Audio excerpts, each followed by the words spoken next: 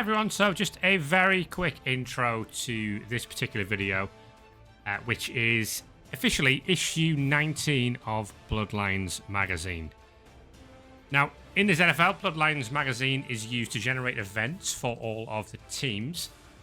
So what you get from this video is an example of that process. What we'll have in this one is 3 what we call storyline events, which are sort of big ongoing events that can affect multiple teams, a single team, a couple of teams, anything like that, and they're generally written by myself. And then we also have team-specific events that give each individual coach something to think about, something that they have to deal with. Some might be positive, some might be negative. You'll see there are plenty of examples here. So basically, at the end of one of the Twitch streams, we go through the latest magazine so that everyone can see what's coming up. The magazine's also shared with all the coaches as well. For this one, there's also a ZFL news piece, so I use these on the Twitch streams just for a little bit of fluff and flavor around certain things. There's some text-to-speech software that's used to give the reporters a bit of flavor and identity rather than it just being my voice all the time. Yeah, so this video is the Bloodlines magazine that sort of denotes the start of round 3 of this season. So yeah, hope you enjoy.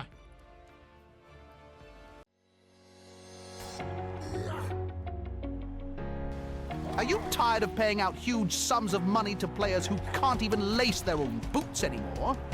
If you're tired of the Zoop looking after the little guys, Protect 5 Insurance promise to look after the big guys.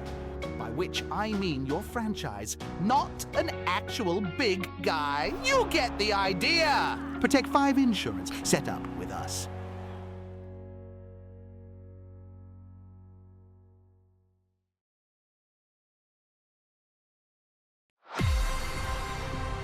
We now bring you breaking news on ZFL News. We interrupt this part of your broadcast to bring you a developing news story from the ZFL. Details are still emerging, but we're going to go over to Boldhelm Grudgeson, who we believe can provide more information. Boldhelm, what's the scoop? Thank you, Danica. This is a story that's moving quickly, and it relates to the ZFL's ongoing match-fixing scandal involving the Tor Lithanel Rangers and the Celtics. Oh, our latest information was that the league was due to announce the findings of the investigation this week. Have you been able to see that report in advance? No, nothing of the sort, Danica. But the news I have here is going to throw the whole ZFL into complete disarray. Let me tell you. I can confirm that the ZFL have extended the investigation, and they're going to be looking into a 3rd team. The Espernon Enchanters are now under investigation for match fixing. The investigation relates to this match here, where the Enchanters defeated the Barak-Gin Boozers 1-0 on the opening day of this season. A league source told me that the ZFL are investigating this as a simply preposterous result, and I, for one, fully agree. There is simply no way this could happen without some cheating going on. Now I assume the ZFL will immediately throw the book at the Enchanters, and they will surely look to overturn this result without delay. Any decision other than reinstating this result for the Boozers would be a disgrace. Guys, we might cut as him well off. disband. Viewers, we apologise for this, but we at ZFL News have become concerned at the accuracy of Mr. Grudgeson's report. Keep this news quiet. This is an outrage. Boldhelm, a word please.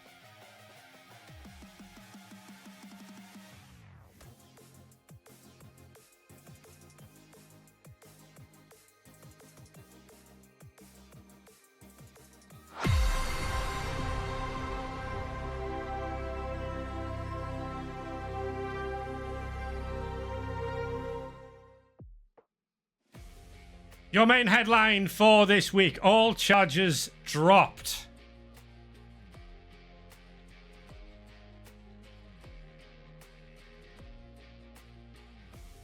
Tor Lithanel Celtics and Tor Lithanel Rangers have both been cleared of all wrongdoing in the match-fixing investigation that has plagued both sides' start to this season. In an apology written to both teams, the ZFL president confirmed that all alleged match-fixing from both teams had been works of fiction from ZFL News reporter Boldhelm Grudgeson. Grudgeson, a Barakian Boozers fan, appears to have invented the scandal as a response to both Tor Lithanel sides securing victories against the Boozers last season. Suspicions of Grudgeson's hoax became apparent this week in a hastily recorded news piece on the ZFL News channel, where the Dwarf reporter also accused the Espenon Enchanters of the same crime, mere days after Mark Bielsik's team also recorded a victory over the Boozers. ZFL News have apologised to both teams, with the news station being ordered to pay compensation for broadcasting material damaging to the team's images. ZFL News confirmed Grudgeson has been suspended pending an internal investigation. The Celtics and the Rangers will no longer be prevented from signing players via scouting, and they will each receive 175,000 gold as compensation from ZFL News. Viking Cop, your thoughts? I put my thoughts in the chat. This is completely rigged, but this is also very disappointing. Coming from a ZFL reporter, we should be talking with the news colleagues. Okay, I'm sure that both Jim and Bob are not happy with this turn of events. On the other hand, after some weeks of stress for both Tor Lithanel Elven teams, they are generously compensated with an amount close to 200,000 gold that, in the eyes of probably some teams from the second division, it's worth the winnings from 5 to 6 games. So not a bad business for them. Well, I suppose out of character now, a bit of background on this.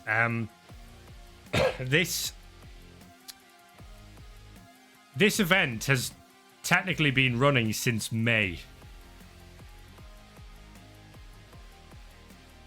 It's 6 months. Where I had the idea of, what if one of the reporters was just really, really biased, and every time the Dwarfs lost, he just accused the other team of match fixing.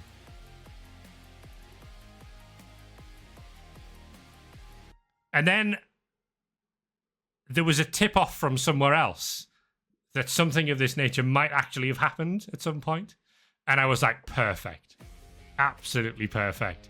Let's just run with it. So, basically, it was going to be once the Boozers lost 3 Elite Division games that this was going to come out. And it was timed pretty perfectly, actually. So, yes, it was all a hoax, I'm afraid to say. All fake news.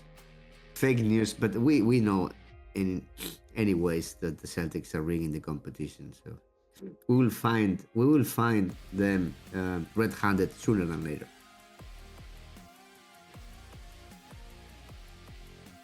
For 1 week only, ZFL sponsor Protect 5 Insurance are launching a special offer available to all teams in the ZFL for the next round only. During round 3 of this extraordinary ZFL season, any team purchasing 2 Protect 5 insurance policies will receive a third policy absolutely free. Don't miss out on this opportunity to protect your players from the risks associated with their dangerous and exciting career choices. Protect 5 insurance set up with us. Terms and conditions apply. Purchase policies must include at least one positional policy for offer to be valid. Cheapest chosen policy will be designated as the free of charge policy. All useful T's and C's apply. This article paid for by Protect 5 Insurance.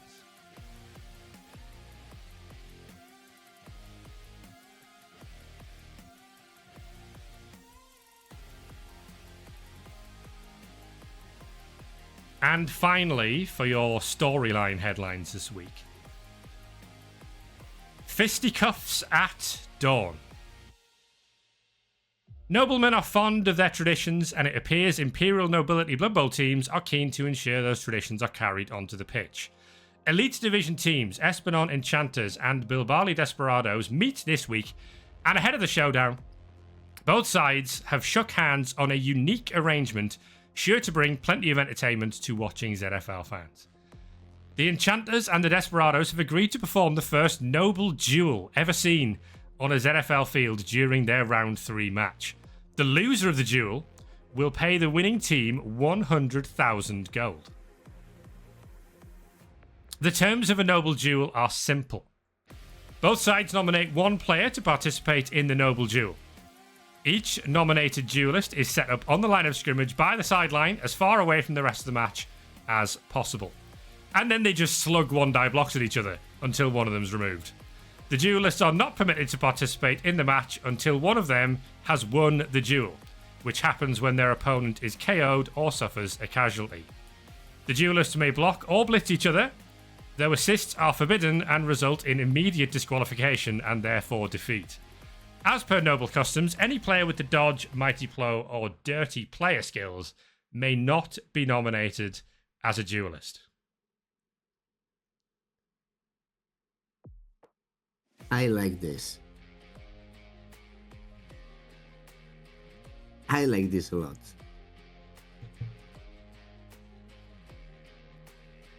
Oh, everyone knows one of them is catching the kickoff 100%. Oh, yes.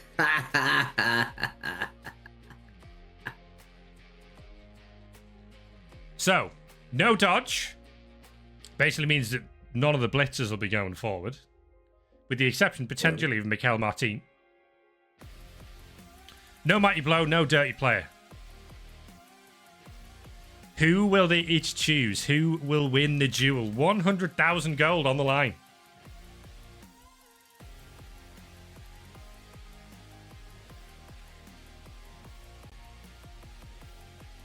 I would bet that the Desperados are going to be in this game. Or this duel. The game we will see. But the dueling is very Bilbali style. They are allowed to foul each other. If there's a send-off, that is a lost duel. Yeah. Because they would be, that player would count as being removed. So sure, that would be a lost duel.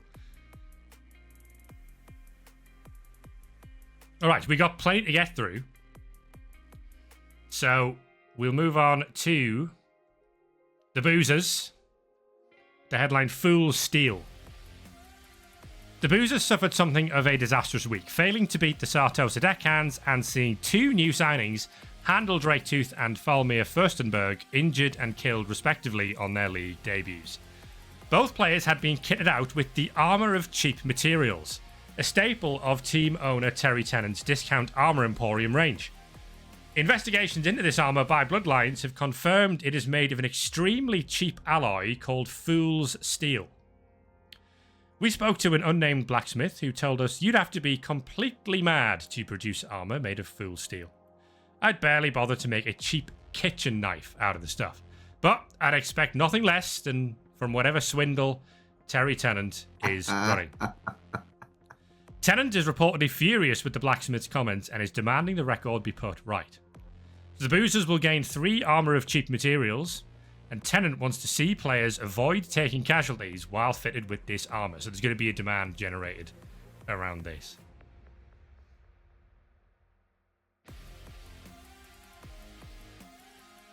Serge, yeah, I'll clear up the details on that stuff with the duel with the coaches respectively, but obviously there's things like fend to consider as well, so it might be considered good duel etiquette not to use fend, for example. The Bozos, door dashed.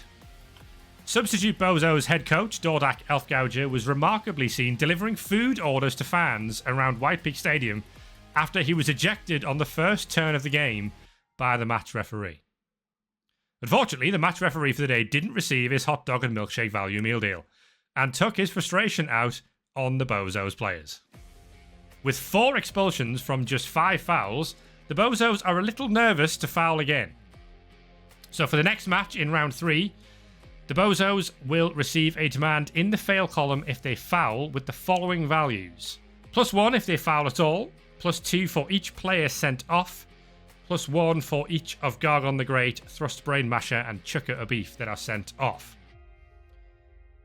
Ogrok Legslitter is immune to this match effect, having been so potent with his fouling games so far this season. So foul with Legslitter, or don't foul at all, would be my advice. The Torlithanel Celtics recuperate. With the Celtics suffering heavy casualties against Vinscore Defiant, league sponsor Recuperate saw an excellent opportunity to sell their miracle cure to the Celtics. They were left shocked when the entire team refused to even sample the product, instead deciding on a team-wide boycott of that Rangers shit and demanding Recuperate staff leave the premises. The majority of the sales team were then escorted out of the building.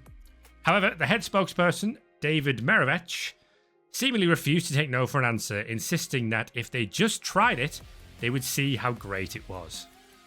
This culminated in Vincent Rockclaw finally getting fed up and announcing that the Celtics were never going to use that Ranger piss, before quite literally throwing Merovich out of the door.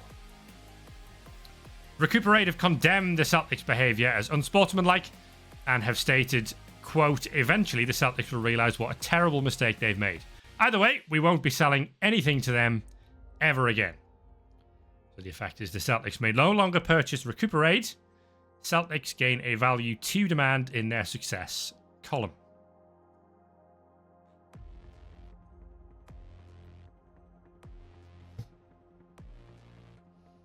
Sotto said deckhands. Necro money. The Academy for Aspiring Young Necromancers has taken note of the deckhand's ever-growing body count and is hoping to take advantage of this stream of corpses. The deckhands have killed 4 players across their last 3 games, and the Academy feels that if they can keep this up, a great opportunity exists for some of their students to get their hands on fresh meat. The Academy is willing to pay for the privilege. They're offering the deckhands 50,000 up front alongside an additional 30,000 gold for every player that dies in a deckhands match, if the deckhands allow them to intern some rookie necromancers at the team. So, Slick Gold Grabber, the coach, will have a choice to either accept the deal. The deckhands will gain a new sponsor with a 50,000 gold upfront payment and a 30,000 gold per dead player on either side bonus target. The rookie necromancers may provide additional effects. Or reject the deal, nothing happens.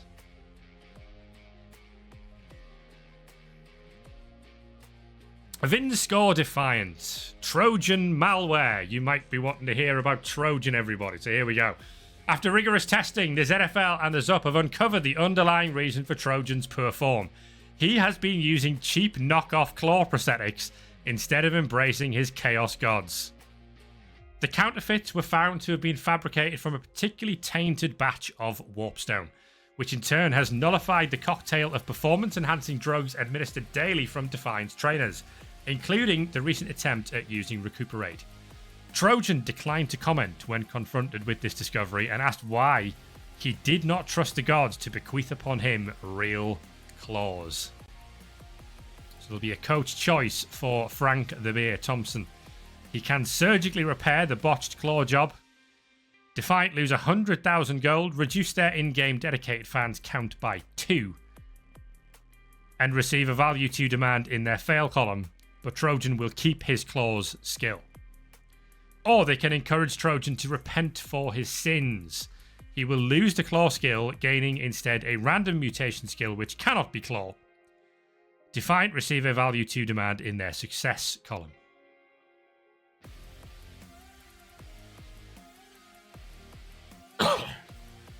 Viking Cop. The Desperados are up next. Would you like to take the honours on this one? Okay, I will do with my special voice of today. I will try. Here we go. Yeah. 3-pronged attack. All right, so the death of Iker Legaspi, affectionately known as Ascarra, which in Basque actually means the fast one, has dealt a serious blow to the Desperados' ambitions of avoiding relegation this season. But it is an equally difficult blow to the team's identity. The Desperados are famed for their three-pronged attack, featuring three bleachers rather than the traditional two, achieved by skilling a lineman with catch and block and just giving him some nice-looking armor. Desperados fans are keen to see the three-pronged attack return as soon as possible, but club staff are concerned that the academy lacks the right prospect for the position. Daggett Backstabb's assistants have therefore floated the idea of fixing the problem with a good old-fashioned panic buy. So coach choice. Cantera dictates that the Desperados promote an academy player to Bleacher and gain a value 2 success. Find me a Bleacher, spending 225,000 gold to sign the Bleacher without scouting. Player arrives with either one or two randomly decided tier 1 or tier 2 skills, gaining value 2F. It's a fail rather than just F, yeah. Okay, alright. And the Valor must have someone. Purchase a Blitzer from Verdano's Valor from 200k, gaining a value 2 failed demand. Because, you know, the Desperados don't like players outside of the Cantera.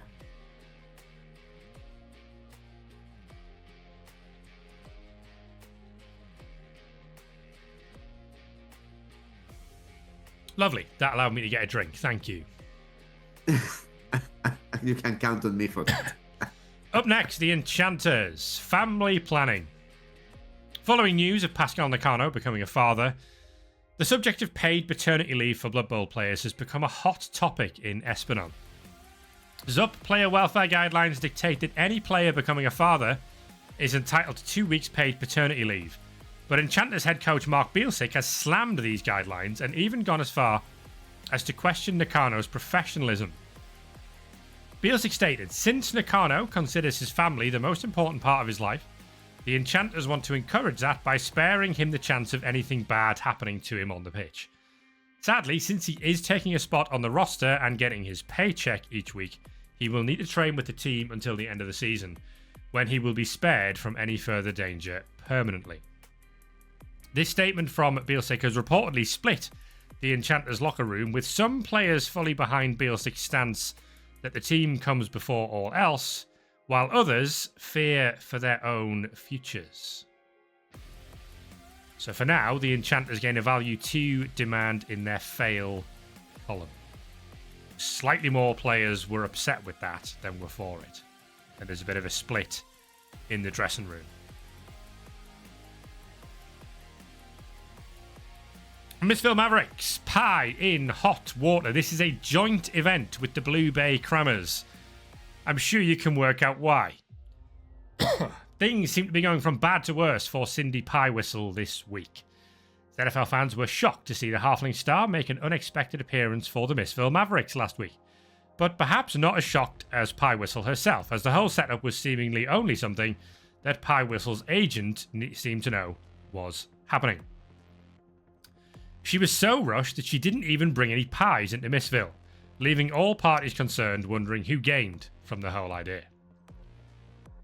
However, rules are rules, and we know that the only way for a rostered player to appear for 2 teams in 1 week is by transferring at halftime to your current opponent or being forced off your mortal coil and brought back by a necromancer.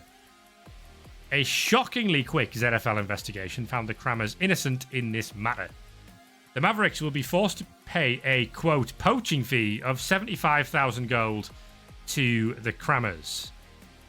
The Mavericks are also forced to pay a fine to the ZFL and the wages for Pie Whistle's life mage, totaling an additional 125,000 gold. Ooh. Well, that was costly. All for someone who ran around for 3 turns. Yes, I didn't write this one. I'm totally saying. Didn't manage to throw a single pie because she was out of them. Quetzalquix. Wrestlesauria. The Quix curse sometimes strikes in mysterious ways. Nay, Sanjuk and Slanter were reportedly not fully in control of themselves after the victory over the Bilbali Desperados. Flying in the face of advice from the Quix medical department, The Saurus pair entered themselves into a nearby ZWE wrestling event taking place the same night. The newly formed Saurus tag team ended up squaring off against a pair of Orc Biggins, Jork Cena and Dwayne the Elf Johnson. And the bout went terribly, with both Quicks players seemingly having forgotten how to block. Ultimately, the pair's wrestling foray ended in defeat, and they lost the vast majority of the Quicks' earnings on the Desperados win, having bet it all on what they thought was a surefire victory. The Quicks will lose 100,000 gold, and the two players will feel different in the morning. Both those players had block. That block skill will be replaced. One of them will gain Wrestle, and one of them will gain Frenzy.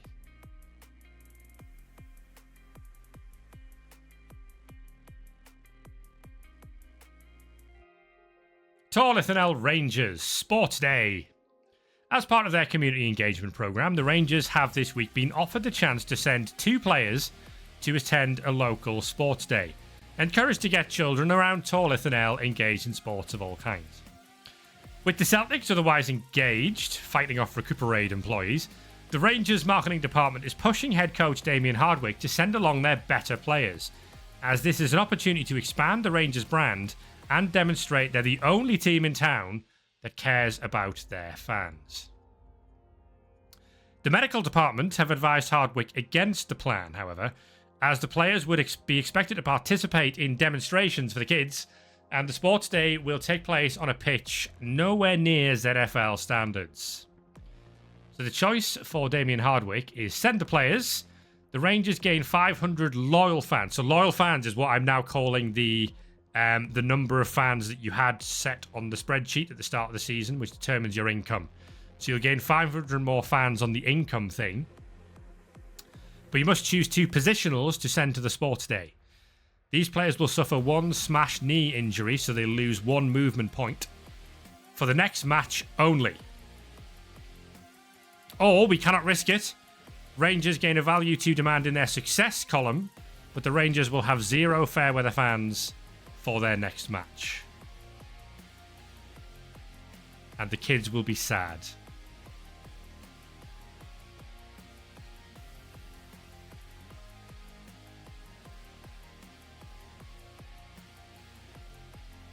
White Pig Red Squigs, at what cost?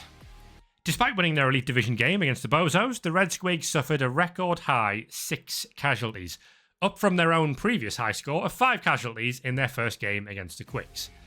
This is not the kind of record-breaking the players were hoping for, and reports suggest they are blaming the coach's new bash tactics as the source of the problem. Star War Dancer Darby Duffert told Bloodlines Magazine, because apparently these War Dancers just speak to Bloodlines Magazine all the time. He said, "We're elves, not orcs. This type of Blood Bowl is completely unsustainable for us. If we're not allowed to go back to playing like we used to, then there isn't going to be a team by the end of the season." Duffert is leading calls from within the locker room, demanding Tony Tooth abandons this strategy and allows the Red Squigs to play as they did when they were the Sapphires last season. So there'll be a choice to change the style, which will create a new value 3 demand, which basically says do not suffer more than 105 total blocks until the end of round 4, including the Howitzer Cup, which is 3 games. Or it's my way or the highway. Reject Duffert's demands. The Red Squigs add a value 2 demand to their fail column. And finally, for the Elite Division, the Royals. My sneaky friend. As 2 of the few remaining human players on the Royals roster,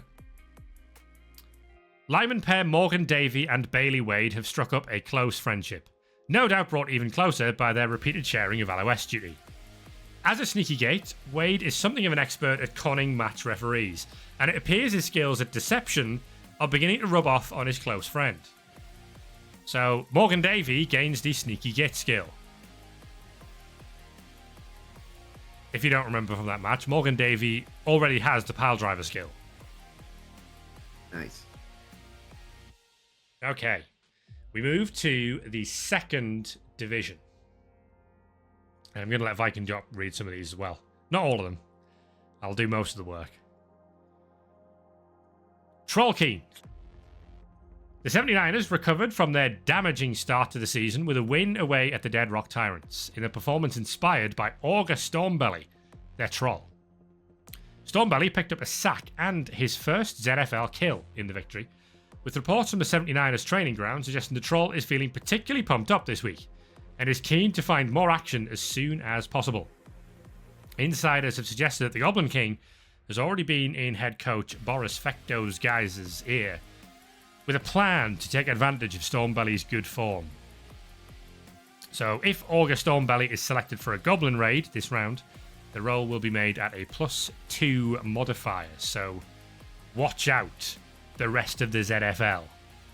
If you see Augur Stormbelly missing from the 79ers next game, keep an eye on your bank accounts.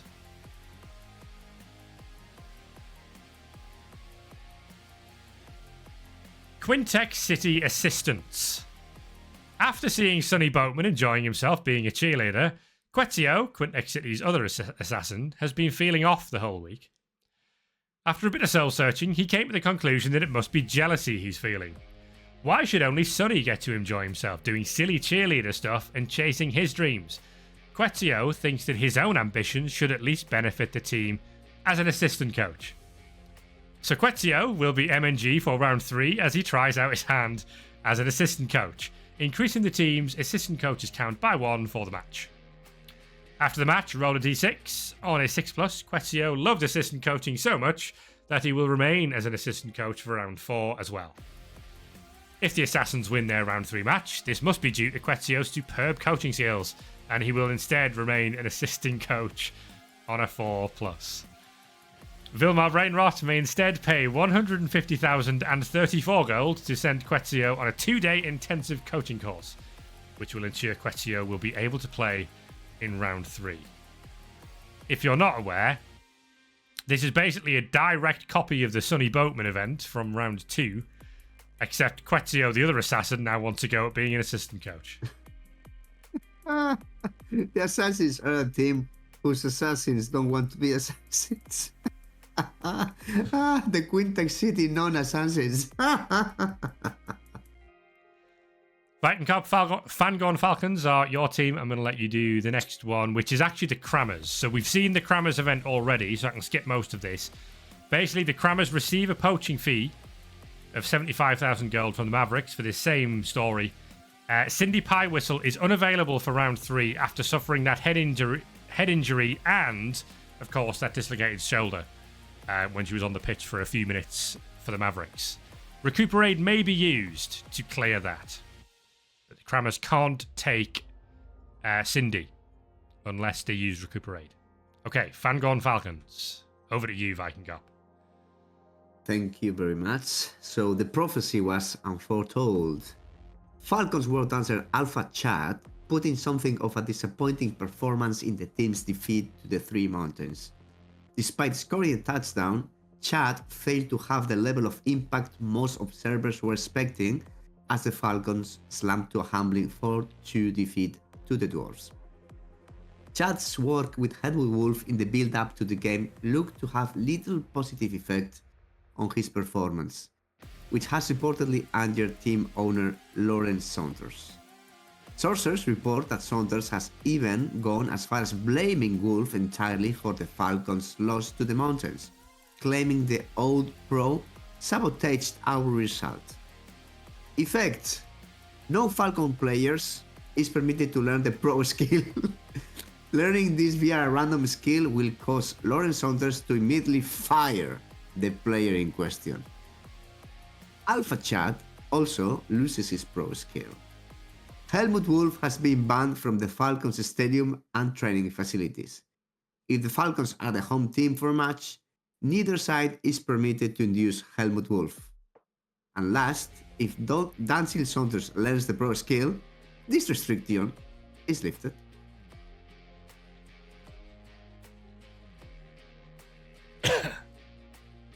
That's a good one. There we go. Who's next? It's the Hansburg Hamhawks. Enemy territory. So, there's a big game coming up in the second division next week as the Hamhawks travel to face the Skitzberg Steelers.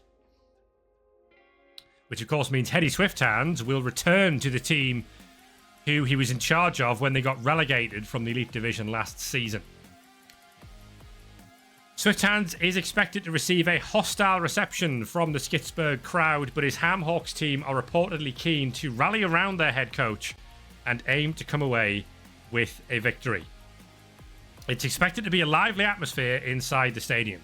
So there's two effects for the Ham Hawks. The Ham Hawks may add the guard skill to a single player of their choice for the match against the Steelers only. And fervent fans for both the Ham Hawks and the Steelers increase their dedicated fans by +2. So this is the in-game dedicated fans now. And this won't be readjusted after the match for either team. A nice event. Mental.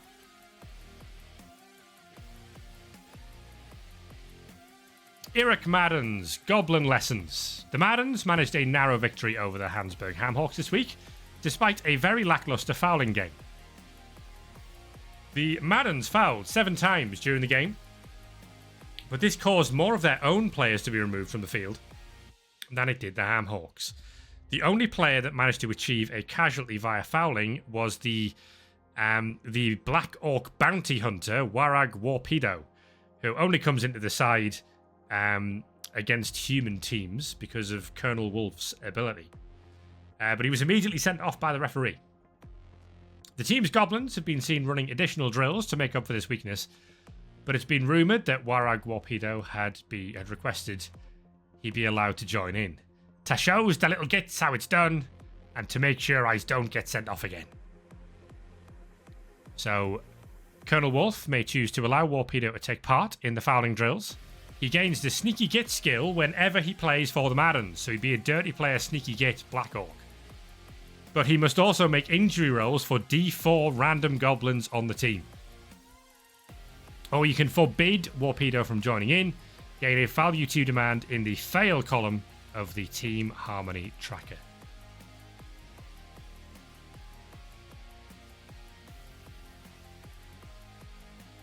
The Three Mountains. So far, so good. For the second time in ZFL history, a player has scored 4 touchdowns in a single game, and this time it was a dwarf. Lyle Sulphur has been making waves this season for the Three Mountains, scoring 7 touchdowns across the first 3 games, 6 in the second division and 1 in the Howitzer Cup. While fans were reticent at best to the team's change in direction at the behest of corporate owners, Hell's Gate Delivery Company, Sulphur has been proving that maybe there's something to this after all. Who would have thought dwarf play could actually be entertaining? Pleased with the situation and keen to capitalise on this renewed interest, Hell's Gate have planned a promotional stunt where your packages may be delivered by Lyle Sulphur himself.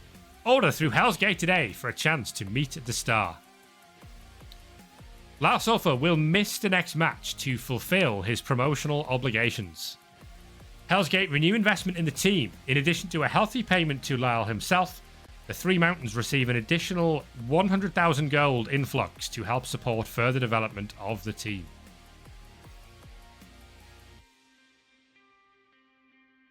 They face the Halflings this week.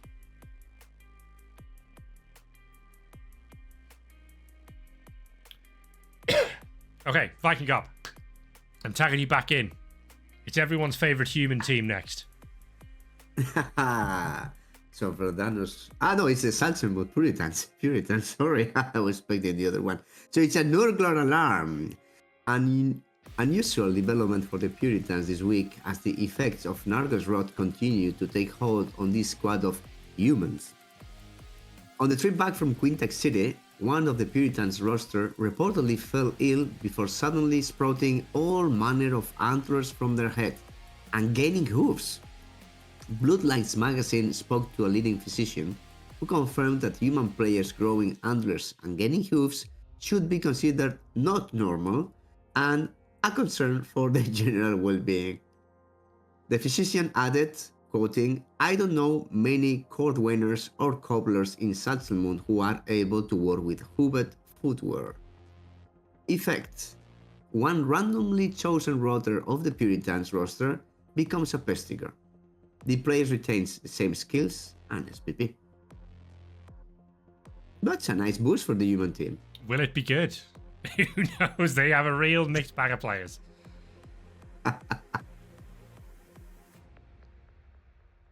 Skidsburg Steelers, opportunity locked. All remains less than perfect in Skidsburg, despite the Steelers returning to form with a comfortable 2-0 win over the Crammers. The Steelers Academy players are already growing concerned at the lack of opportunities afforded to them, with head coach Skittles DeVries seemingly preferring to use the more expensive journeyman market, having even gone as far as hiring a journeyman onto the team full-time. Now, the Academy prospects are threatening to turn tail and run if they're not given a chance, though quite where they'd run to remains anyone's guess. So, Skittles DeVries has the choice to appease the Academy, hire exactly 2 new players from the Academy to play in any position and gain a value to success. Or, I know what I'm doing, refuse to hire any Academy players. All current Academy players will leave the team immediately.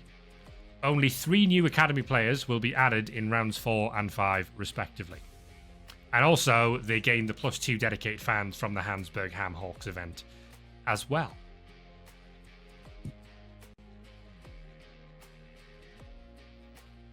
Sotec Supremes, 1.5 for the price of 1. The Supremes last week sacrificed one of their own Saurus to the Old Ones with the help of a roaming mage priest. The team are delighted with the decision and claim they saw clear evidence of the Supremes having earned the favour of the gods in their 1-1 draw with Verdanos Valor, as thrower Gontranos Cafaro proved unable to pick up the ball on multiple occasions while completely unopposed. Cafaro's fumbling performance allowed the Supremes to score in a match they had absolutely no right to do so, having turned up with only 3 Saurus while the rest of the team was away on meditation, or had been sacrificed by the Mage Priest. And there was more good news for the Supremes, as the Mage Priest travelled with them to Verdanos and agreed to perform the sacrifice ritual on Haplazor Starcrossed One, who died during the match. Now, the ritual is only 50% as effective on an already dead sacrifice, but every little helps. The Supremes gain a value 3 success demand, Cafaro's fumbles, and earn 50% of the SPP they would have earned had they sacrificed Haplazor last week, rounded up.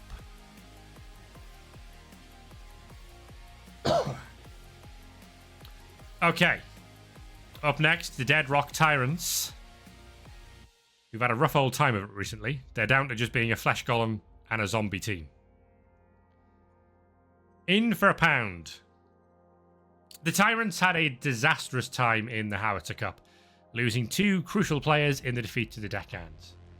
To compound the problem, one of them was their werewolf, and losing their only werewolf gives head coach Sven Thunderbuns limited options to replace him. Like anyone looking to get a new dog, Thunderbuns has 2 options. He can buy a puppy. The Tyrants may set up a deal to purchase a rookie werewolf who would be available to them at the beginning of round 5. Buying a puppy is expensive and would cost the Tyrants a whopping 187,500 gold. Or they can house a rescue wolf. The Tyrants may instead look to rehome a rescue wolf, who would be available to join the team at the beginning of round 4 at a much cheaper price of 93,750 gold. But rescue wolves tend to come with baggage.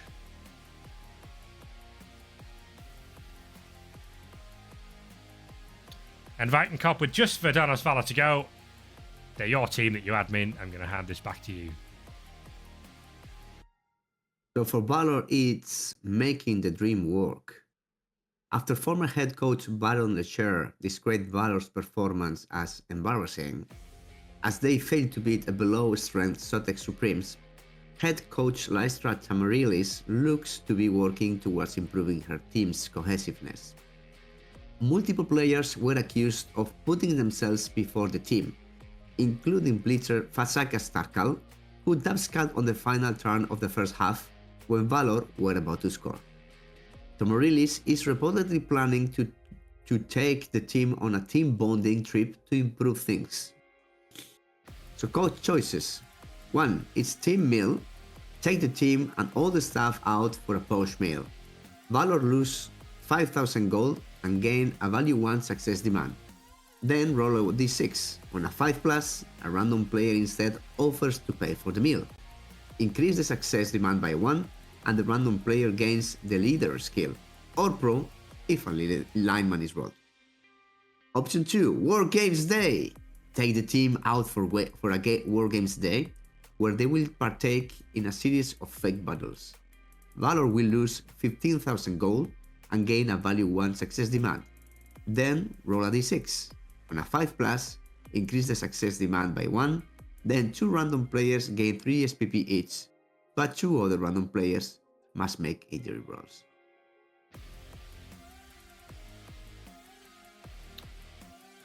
All that for just 10 gold pieces. Yeah, what a bargain. Give me 2. Oh boy, that was a lot of reading. Hope you all enjoyed that.